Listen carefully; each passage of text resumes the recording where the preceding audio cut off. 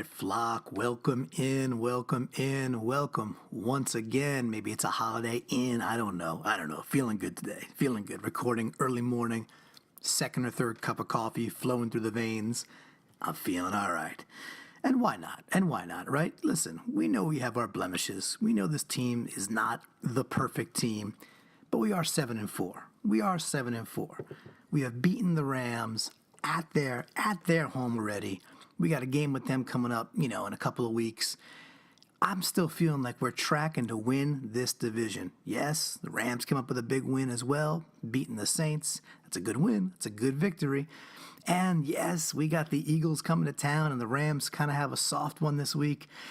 Yeah, we can't find ourselves two full games back. But let's put all that aside right now. I'm still feeling good. I'm still 2.5 cups of coffee in on this morning. It's sunshiny. The weather's still nice. We're approaching December, and we're 7-4. That's all right. That's all right. All right. So this is of course 3 and 3 out, which is recorded, written, performed, and everything else exclusively for the Seahawks podcast. If you are not listening to the Seahawks podcast, you know what you need to do. You need to do better. All right, on 3 and 3 out, we like to look at 3 things that kind of caught our attention that were on the good side of the ledger, and 3 things that were kind of on the rotten side of the ledger. And we have a little saying, and it goes like this: when we win, we start with an in. So let's do exactly that. Let's start with an in. All right, so it's not like we weight these things, meaning the first in or the first out typically doesn't mean it's more important or less important than the others. And, I just want to kind of give that to the audience, the millions and millions out there listening, of course. But I do want to get this one out of the gate first, and I'm calling this one touchy-feely. And that's nothing to do with Jay Feely or AJ Feely or any of the Fields for that matter.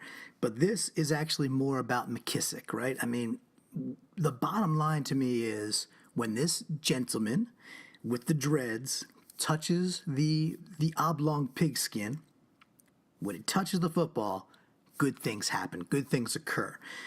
This is kind of like, I'm sure some of y'all watch Stranger Things. I'm sure of that, right? Whether that's 1, whether that's 2. Sometimes when my hair gets a little long, it looks like Paul Reiser. Just a fact, just a true fact. I mean, he's, obviously Stranger Things too. But this is kind of like there's the in of McKissic, and then there's the upside down. This could equally be the other side of that. Maybe we'll talk about that later, about McKissic not getting the ball so much. But we could keep this short, simple, concise, and all the synonyms that talk about things being, in that kind of package. And just simply say that when McKissic gets the ball, good things are occurring. And I'm calling this touchy-feely because I want to dial the touchy-feels up to 11 and get McKissic way more touches. We're going to go against a Philadelphia team coming up. They're doing the electric slide all over the place. They're feeling good. We need to punch them in the face with something they do not expect. By the way, they're going to expect us to feed the ball to Eddie Lacy 17 to 20 times and watch him plod along like Larry Holmes. I'd rather not do that. Why don't we play a speed game? Why don't we try and beat the Eagles in a way they're not expecting it, right? And to me, that's gonna be McKissic. But if you go back and watch McKissic touches in this game, we're actually gonna cover something else, another in a little bit later that also involves McKissic. But if you look at McKissic's touches, whether that's in the run game, which I think he only got 4 carries, or in the pass game, we had a couple nice completions. McKissic is way more explosive. So part of this in, by the way, also goes to the offensive line. Not that they played amazing, and not that we were playing world beaters. The Niners are a pretty terrible team. But there were some holes. There were some holes there. And when McKissic had the ball, he took advantage of those holes, all I'm saying. So the first in is kind of about the game. But it's also about the future state of, like, McKissic is dynamic. Let's get him the ball more often. Let's get him more touches. So the first in goes to McKissic, because when he touched the ball, good things happened. All right, first in. Let's head over to our first out. I think it might surprise you. All right, out number 1, the bad side of the ledger, the upside down of Stranger Seahawk things, if you will. And we're going to give this big surprise. We're going to give this to Eddie. No, I'm just joking. That would be not a surprise, right? The big surprise here is that I'm going to give this out to Paul Richardson. And you might be saying, wait, get back, JoJo. What do you mean, Paul Richardson? Paul Richardson had some big catches in this game. Paul Richardson led the team in receiving yards, and I think in receptions too. He had 4, and 4 for 70. That's a pretty good game. You know what? It is a pretty good game, but there are some things missing in Richardson's game that lands him on this side of the ledger, and this is almost a bit of a compilation. Now, number one, he's in his 4th season. He's been oft injured. I'm not going to fault the guy for that. And I like Paul Richardson. If you go back to the season preview, 3 Seahawks to watch. If you go to Seahawkerspodcast.com/3i30, the season preview is about 3 Seahawks to watch and what kind of numbers they had to achieve for us to have a Super Bowl season. Go check out what I said about Paul Richardson back then and go check his numbers right now. I think they're getting pretty close, which is a good sign. So Richardson's having by far his best season. So why is he on this side of the out ledger? It's really two key reasons. Number one, the last few weeks, he's dropped a couple balls. In this week, he dropped a ball that was right to his numbers, 3rd down out. In fairness, it looked like maybe the ball was going to go to Baldwin, and actually Richardson was a few feet kind of to the side, but it was I think clearly Richardson's ball. I think he thought Baldwin was going to snag it. Hey, whatever it is, you still gotta make that catch right through his hands, drop a 3rd down pass. We got a punt. And it's about that consistency. It's about that focus on the field where he can make some spectacular catches, and sometimes he's lacking, or sometimes he's dropping an easy pass, and it just can't happen. And again, Richardson's having a good year, but that's number one. Number two was the more egregious thing to me. It was late in the game, and Russell's doing Russell things. He's scrambling out, and it is clear as day that Russell is about to turn this thing upfield for a 1st down, and he's got Richardson in front of him, and Richardson's got a DB or a linebacker engaged, probably a DB. Have to go rewatch, and all Richardson has to do is turn around, put a body on that guy, and Russell would have an easy little path to a 1st down, scoot out of bounds without taking a hit. Instead, Richardson just does not recognize that Russell's going to run the ball. He still thinks Russell's going to pass him the ball in that situation. Again, this is like an understood thing. Russell does lots of different things out there. But if you're watching that particular play, you've got to know the scenario. You've got to know your quarterback. That's my quarterback, man. You've got to know your quarterback. And you've got to realize that where Russell is in the field, it's time to turn up, block your man, push him to the outside or inside, give Russell a small lane. All he had to do was just put a body in front of him. Even Richardson's, slender frame. That took a little bit. And Russell would have had an easy path to a 1st down. Instead, Richardson doesn't recognize it. The guy that's engaged, or should have been engaged on Richardson, comes up and makes kind of like this neck tackle on Wilson on the sidelines. We don't get the 1st down. Russell takes a big hit. We got to punt the ball. These types of things can't happen against these. We're going through a stretch, a little gauntlet right now, starting with the Philadelphia Eagles coming to Seattle this week. We have to be better. So it's these little executional things. The man's in year 4. The man's putting up his best season ever. The man is healthy. I like P. Rich. P. Rich is a big part of why this team succeeds. He's got to tighten some things up to get a little bit smarter and just a little bit more consistent. And he can go from being like a good 2-3 to an exceptional 2 WR, right? And with Baldwin as WR1, and we got Lockett as well. That's a great place to be. So I'm rooting for the guy. I want to see him accelerate into the end of the season and have a big end of the year. However, he ends up on the negative side of the ledger, the outside of the ledger, which is some little things he's got to clean up. And blocking as a wide receiver, talk to Doug Baldwin, talk to Larry Fitzgerald about blocking, right? And understanding when to block and when to engage. Huge things we got to get right. All right. So maybe a bit of a surprise for you. Let's hop on back over to the positive side of the ledger with the next in. All right, now it would be super simple and about a 30-second soundbite to say Bobby Wagner's all-world. He's the best linebacker in the game. Hand him all the trophies, and let's be done with it. And maybe that's it. Maybe that's all we got to say. But I like to give we sometimes like to do a little combo meal deal. We talk about this, right? We talk about the combo meal deal sometimes on 3 and 3 out. In this particular case, all right, This is going to be a defense-offense combo package that just stood out and said, okay, that is how the Seahawks should play football most of the game. Most of the game. Not just these sporadic moments where we look like geniuses on the football field. But, so it's a series. So the in is going to a series. All starts with Wagner. Without Wagner, it doesn't happen. We all know what we're talking about here. This is the amazing, amazing interception. But it's what happens after that pushes this over to the in. And again, by the way, if that play just happened by itself and we don't go on to do what we went to go do, probably still give Wags the in and just compile it and say, man, the guy had like a bazillion more tackles and he's just darn good, isn't he? But what I like to see is we get the turnover, we get it deep. What's the next thing we do? We talked about touchy-feely McKissick in the first in. The next play is this little, I think it was like a little fake to the right, toss left, so basically like a sweep left. And what do we see? We see number 76 hauling, you know what, coming around the left, just breaking off the left-hand side there, looking like Walter Jones, if you will, looking like Walter Jones. And Dwayne Brown comes motoring down the sidelines, clearing this path for McKissick. McKissick, as we talked about, is dynamic and fast and hits holes hard. He had some room to run. He takes it all the way down to about whatever, the 1 yard line, 2 yard line, something like that.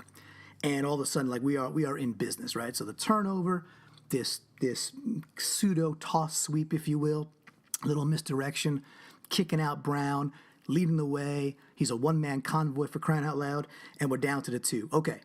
And again, that might be an in all by itself. The very next play, what do? We roll out Wilson, this time to the left-hand side. He's got options, a little read option for Russell. He's got the ball. He sees a lane, tucks it in, goes in for the touchdown. We talked about this last week as one of the ins saying we learned what to do down by the goal line. And, man, I'm very encouraged by what I see within the 5 yard line, when we're in the deep red zone, where a couple of weeks ago, certainly last season, a couple of weeks ago, Flocktimus Prime, Keith Ketover would make some jokes saying, "Oh, we took a false start, so we could go from like the 17 like outside the red zone to the 22, so we actually have a shot at a touchdown." And it's partly a joke, but our red zone offense has been much better this year, in fact, but in years past, not so hot. In recent weeks, we seem to be understanding how to score from within the 5 yard line. And all of this is without a true run game, right? We're not, Lacey ain't getting the ball at the 1, and when he does, he doesn't score. But it's getting the ball to Wilson, and we'll talk maybe a bit later about some other plays down by the goal line that are clicking. So this entire combo meal package, all-world Bobby, more McKissick with Dwayne Brown, the one-man convoy leading the way, and then a rollout where we give Russ the option to do what he wants to go do. You know what Russell wants to do? He wants to score touchdowns. That's what Russell wants to do. He wants to score touchdowns, win games. Score touchdowns, win games. Probably drink some vitamin water and stuff like that, too, in between. All right, if we just finished an in, that means we're bouncing to an out. I'm pretty sure Stranger Things actually listened to or read some of my blog posts for Seahawks podcasts back in the day, and then wrote Stranger Things. The sober yin, the raging yang already. The real world and the upside down. And I don't mean the MTV real world, like true story, not that real world, although that was a great show. Let's be fair about that. But now we got to head over to the incorrect or the poor side of the ledger, the out. Again, we always like to, for anybody who's never heard this or read one of our 3 and 3 outs, written and performed exclusively for the Seahawks podcast, we like to get those nooks and crannies, right? We like to look at the game and say, okay, there's some obvious things that happen, and then there's some little things that should have went the right way that went the wrong way. So one of the outs this week is one of those nooks, potentially a cranny. You guys decide. You tell me. Is this a nook? Is it a cranny? Is it a combination? I'm not sure. But the thing to note is we've been praising this player and the GM who acquired this player pretty much all season. Justin Coleman, we got for a 7th round pick right before the season started. Amazing pickup. The man's been a stud. The man has been available, which we know about. We know about the best ability is availability, right? And the man has been just solid, consistent. He's done everything he's got to go do. He's been good across the board. So with that, he had a potential chance to pin the 49ers at the half-yard line this week. Fairly early in the game, fairly early, but in a game where we're not doing much. That first half was so Seahawky. Everybody's just like breaking out the vomit bags on a shaky airplane. It's just like, oh, not again. I can't believe we, 7 at the half. What is going on? But fairly early in the game, we have a chance to pin the 49ers at like their half-yard line, a special teams play. John Ryan, who, by the way, did not have one of his best games ever, had a couple of short punts. He sailed another one into the end zone. But in this particular one, this one is not on Ryan. We punt from about the 50-yard line or so. Whatever, those details are insignificant. Coleman gets under it. Again, we know this is a tough play, but these are professionals. This is what they're paid to go do. Coleman settles at about the half-yard line. Okay, the ball's coming quick. And he goes up to reach it, and literally, I'm not sure he even touched the ball. The ball goes right through his hands, and then kind of sails into the end zone about a yard or two deep. The rest of the physics carrying the ball over, of course, it's not falling straight down. We know this already. But he should have just snagged the ball right at the half-yard line. Now, you might be saying, hey, that's a little harsh to give a dude an out just on that. But here's why it's not, right? Okay, in this game against the 49ers offense, giving them 19 and a half yards, maybe not a big deal. Maybe not too big of a deal, given their offense and given our defense. But again, we got to look forward. We got to look at this stretch coming up, starting with Carson Wentz and team coming to Seattle for Sunday Night Football this upcoming week. It's those kind of plays where if we give teams 19 and a half yards, or if we take stupid penalties and give a team like the Eagles yards, it's not going to be a pretty day. It's not going to be a pretty day for us.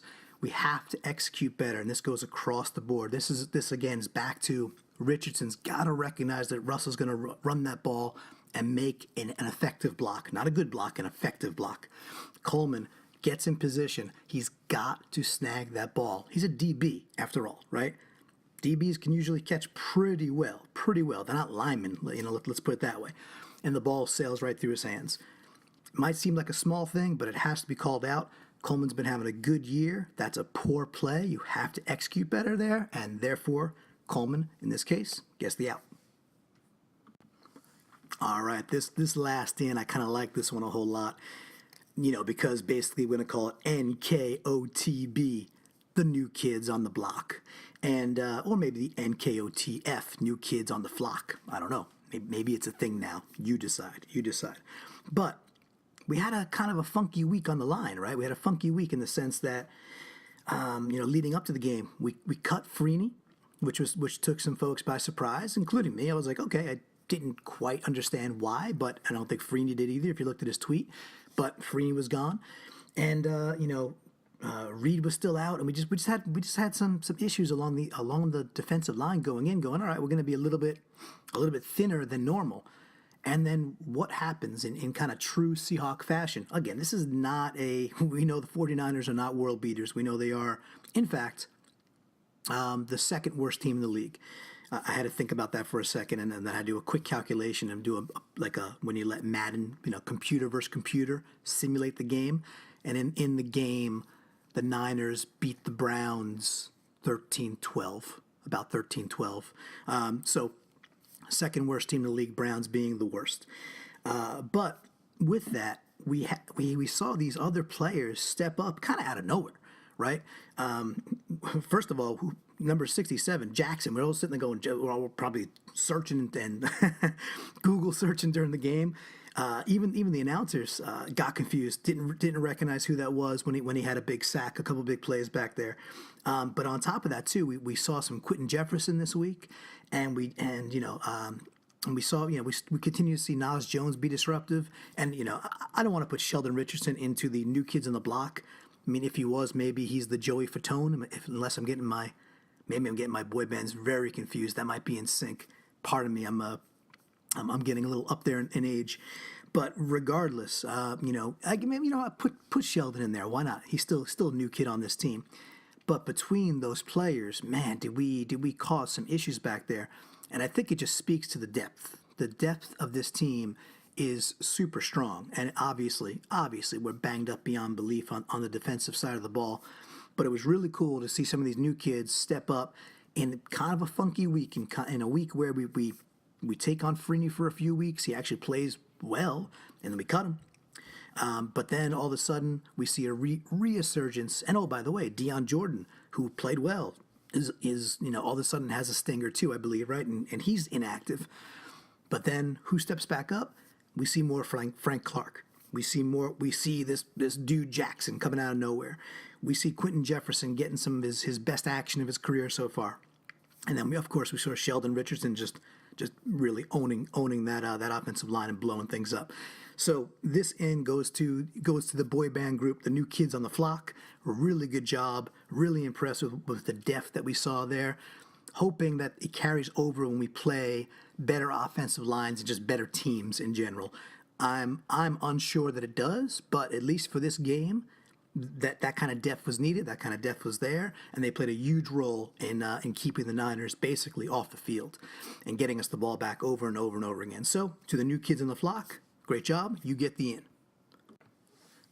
All right. So maybe we hinted at it earlier. Maybe the upside down, the Stranger Things 1 and 2 talk. Giving McKissick more touches. And I know everyone's going to talk about this, whether that's the Seahawkers podcast or elsewhere, Hawk Blogger and others, and just all the fans out there with two eyes and some other senses still working. Basically brain power is probably the qualifier there. Functioning brain. And I'm just going to call this one "Stop It" with Lacey. So the out. This is not going to Eddie Lacy, the man. This is not going to Eddie Lacy, the Cirque du Soleil performer. This is got to be put on the coaches. And again, we don't know if this is Coach Carroll, if this is Bevel, if this is Cable. It's one of those things where we just don't get it. Again, we're Tom Hanks sitting there in big, playing with a skyscraper that turns into a robot, or vice versa, raising our hands and going, I don't get it. Like, what's the fun of that?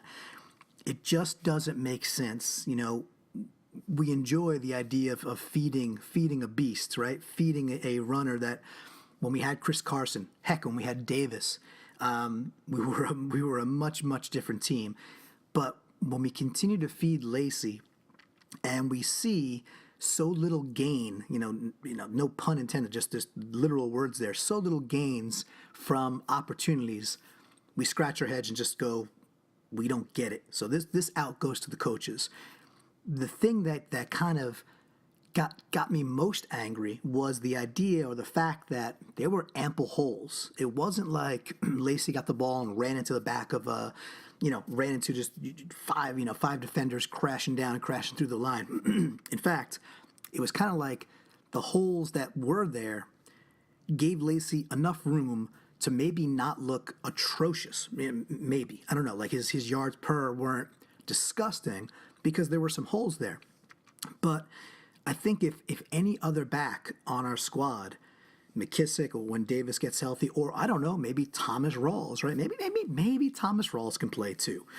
But I think if any of those other backs got the same, equal opportunities with the same blocks that were thrown, that running back would have went for over 100 yards in this game. There were ample holes. Not saying like gigantic or blowing people off the line, but there were enough holes where a more dynamic or just quicker to fire back would have been sneaking through for 5, 6, 7 yards a clip, and then who knows, once you get to second level, you make a guy miss and you could break one.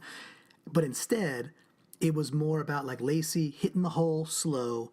By that time, the defender was able to disengage a quality block, get an arm on him, and he's down for 3.5 yards, 4 yards, 2 yards, where I really believe Rawls or McKissick would have been 5, 6, 7, 8 yards deep on a chunk of those runs. So really disappointing that we continue to feed what we think is some beast when I think everybody with, again, some waves in their brain, some brain power and some eyes and a couple of senses can say, he's just not the guy. But my gut is saying that perhaps, just perhaps, we've been saving our best for last, and that coming into this game versus the Eagles are going to go look at this tape, and say, okay, they gave the ball to Lacey, what was it, 17 odd times, something like that, nearly 20 times. He's the workhorse. Let's go listen to Coach Carroll's press conference. He's quote unquote excited about what they saw from Lacey when they finally gave him enough touches. And everything in the book is going to point to a whole lot of Lacey coming into Sunday night.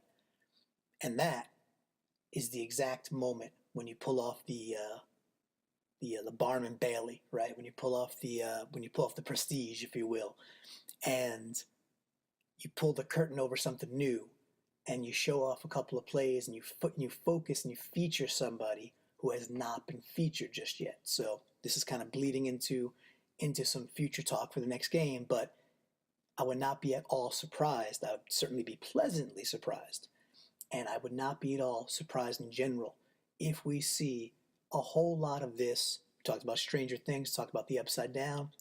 We saw the whole script flip on us, and if we see a whole lot of McKissick, and we see a good amount of Rawls, and we see barely any Eddie Lacy, this is not just wishful thinking. I think we're setting up the Eagles for this maneuver. I think we're playing a little bit of chess here. We're playing a few moves ahead, seeing the board a few moves ahead. We're going to give them all this tape on Lacey. They're going to get fired up, and they're going to be honed in on stopping what Lacey can do or not do. And we're going to hit them with much more misdirection, much more read option, and much more McKissick and Rawls, and a heck of a lot less Lacey. That's a Mama Cleo prediction right there. All right, that wraps up our 3 in and our 3 out for this week. Let's head over to our favorite section, From the Flock. So I'm not too sure why I did From the Flock, but I don't know, felt good. My 3rd cup of coffee is now done. So still feeling good. It's not quite 9 a.m. yet on the East Coast. But again, favorite section of the week is From the Flock. So if you just look down below, what I like to do is like to take little snippets. These, of course, come from Twitter. So if you're watching the game, and also I should say Twitter, and of course the Ring of Honor on the Seahawks podcast on Facebook. During the game, there's no better group to watch the game with than the Ring of Honor. If you're a Seahawks podcast listener, you should look into understanding how do you get into the said Ring of Honor, and then go ahead and get yourself into the Ring of Honor. Worth it, 100 times worth it. So much fun to hang out with these people on Sundays, Mondays, sometimes Thursdays, and watch the game with them and have this awesome witty banter. So look below for some of that witty banter that happened on Twitter, that happened on Facebook. My favorite section, bar none, every single week, because it's from all of you, everybody out there that did some great contributions. All right, Flock, as you may or may not probably noticed I had a little bit of audio technical difficulty, a little ATD, because it turns out I don't know what the hell I'm doing. So, but I muddled through, and hopefully I broke a few out for you that you enjoyed. Thank you so much for all the participation. The Seahawks podcast listeners are tremendous. This is a special flock. So let's take all that energy, go have a special game on Sunday night. Let's go have some fun. I'll see all those that are in the Ring of Honor out there Sunday night. We'll crack a few beers. We'll tell a few jokes. We'll definitely send a few gifts out there, and we'll have a lot of fun. All right, until then, everybody, go Hawks.